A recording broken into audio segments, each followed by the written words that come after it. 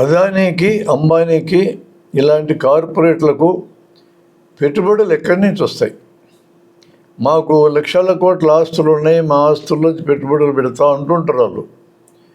కానీ వీళ్ళు ఒకసారి పబ్లిక్ చేసినాక, అంటే షేర్లు విడుదల చేసినాక, ఈ షేర్లని ప్రజలందరూ దిగువ మధ్యతరగతి వాళ్ళు, ఒక్కోసారి పేదవాళ్ళు కూడా అప్పులు చేసి షేర్లు కొనుక్కుంటారు.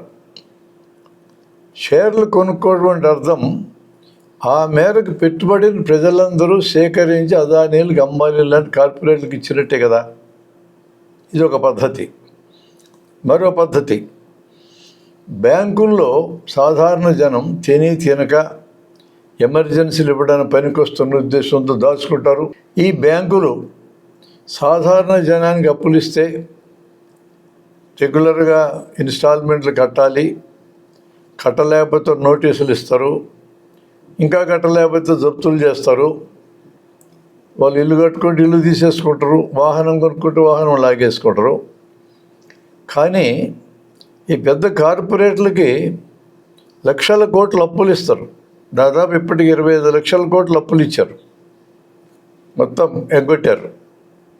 ప్రభుత్వం వారు ఏం చెప్తారంటే, ఎగ్గొట్టడం కాదు, అది కేవలం బ్యాంకు లెక్కల్లోంచి మేము తీసేసినాం, ఉంచితే ఏం పోతుంది అంటే, బ్యాంకు లెక్కలు మార్చి చివరికి ప్రతి సంవత్సరం ఇచ్చేటప్పుడు ఈ అప్పులు కనపడుతూ ఉంటాయి. వాళ్ళు ఎన్ని లాభాలు సంపాదించినా అప్పులు కనపడుతూ ఉంటాయి. కాబట్టి బ్యాంకు యొక్క బ్యాలెన్స్ షీట్ ఎవరైనా చదివితే ఈ బ్యాంకులు దివాళెత్తున్నాయని చెప్పి భావించి బ్యాంకుల్లో జనం డబ్బులు దాచుకోకుండా ఉంటే ప్రమాదం ఉంది. ఈ ప్రమాదాన్ని తప్పించాలంటే బ్యాంకు బ్యాలెన్స్ షీట్లు కలకల్లాడుతూ కనపడాల. ఈ పారు బకాయిలు, వసూలు కాకుండా ఉండే బకాయిలు అంటే నాన్ పెర్ఫార్మింగ్ అసెట్స్ అంటే గొప్ప పేరు పెట్టారు చూడండి. వీటిని కనపడకుండా చాప కింద వేయాలి. అంటే బ్యాంకులు బాగా నడుస్తున్నాయని జనం భావించి బ్యాంకులో డబ్బు దాచుకుంటూ ఉంటే ఈ డబ్బులకి ఇవ్వచ్చు.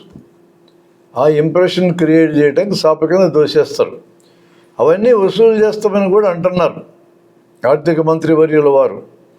ఎంత వసూలు అవుతుందని చరిత్ర అంతా చూస్తే 10% కంటే మించి వసూలైన సందర్భమే లేదు. అంటే 25 లక్షల కోట్ల అప్పుల్లో 2.5 లక్షల కోట్లు వసూలు అవుతాయి, మిగతా అంతా పోయినట్టే. అంటే జనమందరూ సంపాదించి దాచుకున్న డబ్బులు దాదాపు 22 లక్షల కోట్లు వెళ్ళిపోయినాయి. అంటే వాళ్ళకి అది పెట్టుబడిగా మారినట్టే. వాళ్ళు విదేశాల్లో దాచుకోవచ్చు, స్వదేశాల్లో దాచుకోవచ్చు, విదేశాలకు పంపించి హవాలా మార్గంలో తిరిగి విదేశాల నుంచి పెట్టుబడులు వచ్చినట్టు నటించవచ్చు, ఏదన్నా కావచ్చు. కానీ అదంతా జనం సృష్టించినటువంటి పెట్టుబడి. ఇక మూడో రకంగా పెట్టుబడి సేకరించే విధానం, ప్రభుత్వ చట్టాలు వీళ్ళకి అనుకూలంగా చేయించుకొని, అనుకూలంగా లేకపోతే మ్యానిపులేట్ చేసి, ప్రభుత్వంలో ఉండే వాళ్ళని ప్రభావితం చేసి చట్టాలు తమకు అనుకూలంగా వ్యవహరించడం ద్వారా లాభాలను పెంచుకోవటం, లాభాలను తిరిగి పెట్టుబడిగా మార్చటం. ఇదొక పద్ధతి. మరో పద్ధతి ఉత్పత్తి క్రమంలోనే ఉన్నది. ఆ పద్ధతి శ్రామికుల యొక్క శ్రమశక్తి, అంటే శ్రమ చేయగలిగే శక్తిని జీతం రూపంలో కొనుక్కొని దీన్ని శ్రమగా మార్చే క్రమంలో తన విలువని పెంచుకుంటుంది. ఆ పెంచుకున్న విలువే అదనపు విలువ అంటాము అర్థశాస్త్రంలో. ఈ అదనపు విలువ జీతానికి పోగా మిగిలిందంతా యజమాని లాభం కింద మార్చుకొని లాభాన్ని తిరిగి పెట్టుబడిగా పెట్టడం. ఈ పద్ధతులతో పెట్టుబడులు సేకరిస్తారు. పేరుకు మాత్రం ఇదంతా మా ఆస్తి, మేము సంపాదించడం, దీనంతటి మీద మేమే పెత్తందారులు అని మాట్లాడుతూ ఉంటారు.